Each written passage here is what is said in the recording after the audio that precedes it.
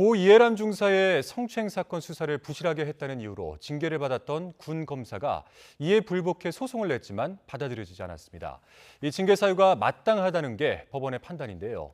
이 같은 부실 수사 의혹을 포함해 이 중사 사망 사건을 다시 들여다보고 있는 특검팀은 수사기한 연장을 검토하고 있습니다. 김다연 기자입니다.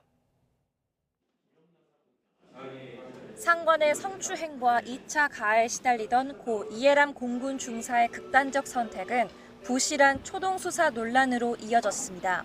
군당국 조사 결과 당시 성추행 사건을 맡았던 군검사 A 중위는 이 중사에 대한 조사를 준비하는 것 말고는 참고인 조사 등 다른 수사를 전혀 하지 않은 걸로 드러났습니다. 결국 지난해 10월 징계위원회는 4가지 비위 사실을 인정해 A 중위에게 정직 3개월 처분을 내렸습니다. 징계위는 A 중위가 지난해 4월 사건을 넘겨받고 피해자가 숨질 때까지 휴가나 출장을 이유로 조사를 계속 미룬 걸 직무 태만으로 봤습니다. 또 직속 상사가 이 중사 남편에게 합의를 종용했다는 걸 파악하고서도 전혀 알아보지 않고 구속 수사를 면밀하게 검토하지 않은 점도 문제 삼았습니다.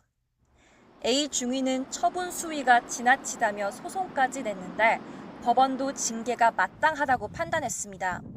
재판부는 군대 사회의 폐쇄적인 특성을 고려하면 성범죄 사건의 경우 빠른 구속으로 피해자를 보호했어야 했다고 지적했습니다.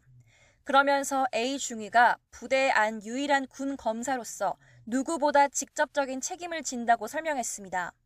또 고인이 정신적 피해를 호소하고 2차 가해를 받는 상황임을 알면서도 조사를 늦췄고 결국 불행히도 피해자가 사망에 이르는 결과가 발생했기 때문에 비위 정도가 절대 가볍지 않다고 판단했습니다. 하지만 A 중위를 포함해 부실 초동수사 의혹으로 재판에 넘겨진 수사 담당자나 지휘부는 없습니다.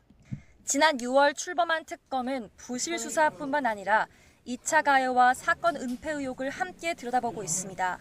최근엔 공군 본부 등 30여 곳을 압수수색해 확보한 디지털 자료를 선별하는 데 주력해왔습니다.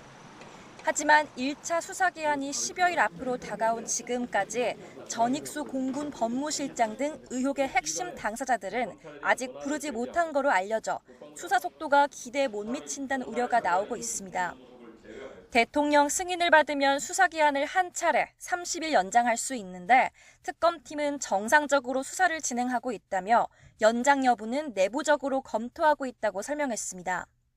본격적인 소환 조사와 공소제기 여부를 결정하기 위한 시간이 더 필요해 보이는 만큼 기한 연장이 유력해 보이는 가운데 특검이 기존 수사를 뛰어넘을 만한 성과를 낼 수 있을지 주목됩니다. YTN 김다연입니다.